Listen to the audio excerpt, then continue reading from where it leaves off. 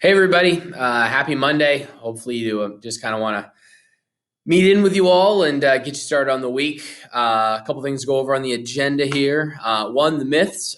Thank you for those of you who turned it in on Friday. There's still a number, somewhere between probably 15 and 20 of you still need to do that. So don't forget it is a summative. If you have any questions, feel free to email me and I will try to clarify any questions that you have. The tests, which we took on technology and treasure a couple Fridays ago, those are all graded and in PowerSchool. Just one learning indicator was looked at. So see how you did on that. As far as reassessments go, I mean, I don't have a great answer for you, but surely we can work something out here once we maybe have a timeline about how long we're going to be doing this remote learning. Couple big things to go over. Lesson number 2, big ideas, talking about manifest destiny, right? The idea that we'll think about what the word destiny means, right? That America was destined to go all the way across the continent, to go as the song goes, from sea to shining sea.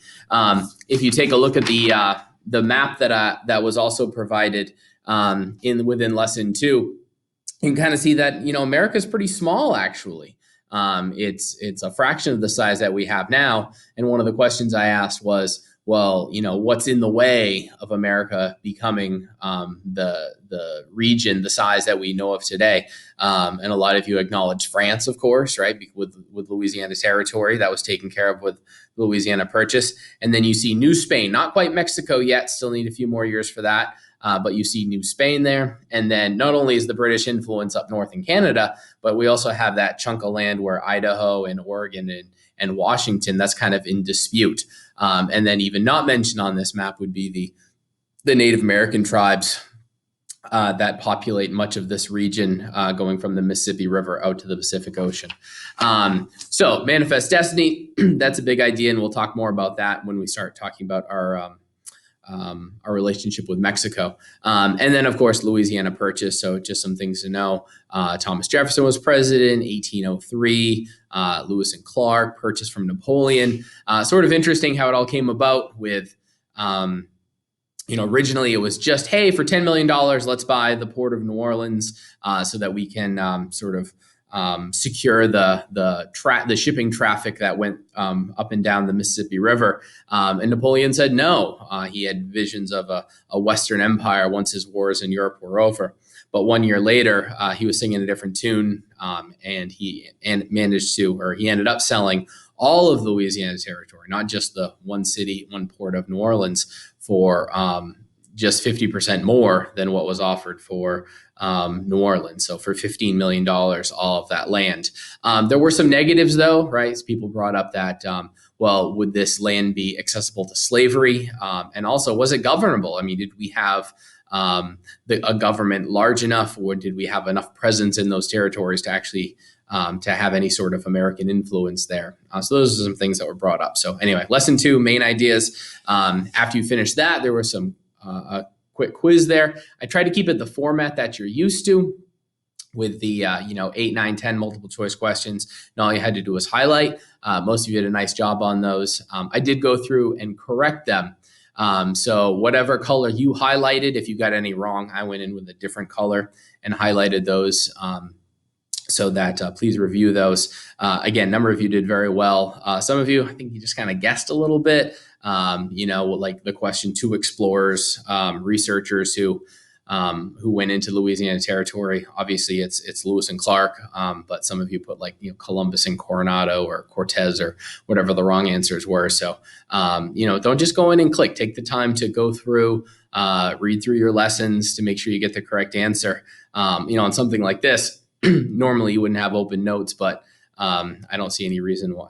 Everything's kind of different now doing it this way. So I don't see any reason why you shouldn't go back and get the right answer. Brings us to lesson 3, which is posted on this day, Monday, March 23rd. Big ideas there. We're looking at our interactions with the British, specifically the War of 1812, which, as you guessed, did begin in 1812. So it kind of naturally breaks down into three three different parts: the causes of the war, what we call the first phase, then what we call the second phase, and we'll talk about why there are very distinct. Hey, this was the first phase, this was the second phase, and that has to do not so much with the American side, but more about to do with the British side. So with lesson three, but part one, it's all about understanding the causes. How is it that we came to fight the British again, really not too far after we just fought against the British in the American Revolution. For that, the summaries that you have to do for each section, they're kind of difficult, so I'm going to give you a couple days to make sure you get these done. But we're going to use the somebody wanted but so method. I did the first one for you. There's 3 different readings, so hopefully that will help you out. Another example, I looked at this one from from lesson number 1. So, for instance, somebody, 3 French agents wanted a bribe and a loan, but the Americans refused. So President Adams tried to keep U.S. and France from war. I know it's a little bit difficult, but I do think it's a good way of practicing summarizing. So give it a try. If you really have trouble with it, just give me a regular summarizing sentence or two. But I would like you to at least give the attempt. Again, the first one's done for you in addition to the example that's there. So give that a try. And then there's one additional question as well. So getting into the, like I said, the War of 1812. Other than that, I don't have too much for you other than to wish you well. Like I said, I'll give you a couple days to tackle lesson 1, section 1 from lesson 3. And then I'll meet up with you again probably on Wednesday. And then hopefully we'll finish the War of 1812 this week. That'll essentially be what we do this week, is talk about the War of 1812. Let's see. Other than that, I think we should be good. Like I said, tests are in Power School. The myths I'll be plugging away at this week and over the weekend to get those back to you. And, just kind of keep on keeping on. I know it's an odd experience to be doing this remote learning, but just do your best. Keep communicating with your teachers. If you have any questions, hopefully I'll see you on the other side of this, everybody.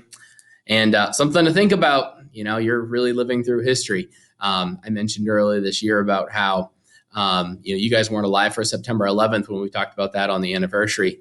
But how when I was 18 and a college freshman when that was going on, I understood hey, this is something that I'll never forget. And I feel like, time will tell about what sort of impact this has on the country or the world or yourself. But I definitely think that what we're experiencing now definitely might be something that you'll have these images, you'll have these memories about what we're living through. So, continue to read about it, watch the news. Hopefully it won't be too depressing.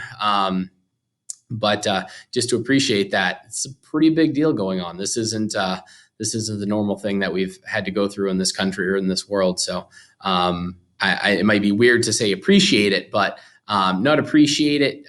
Appreciate the moment, not necessarily appreciate what you have to go through, because I'm sure for some of you it is less than ideal. But anyway, I'm rambling now. I will leave you to it. Good luck with your work this week. If you have any questions, let me know, and I will check in with you via video on Wednesday. All right. Thanks, everybody. Bye.